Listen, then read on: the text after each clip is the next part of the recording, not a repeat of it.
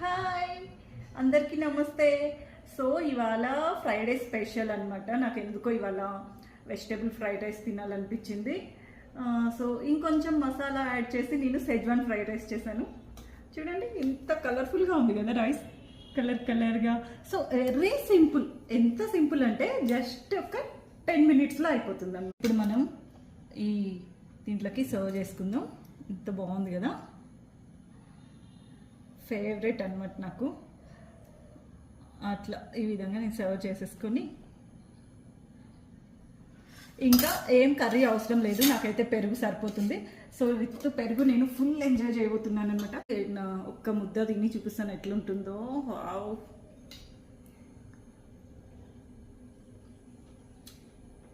Wow, it's super amazing అనుకోండి. అంత బాగుంది, చాలా చాలా చాలా బాగుంది.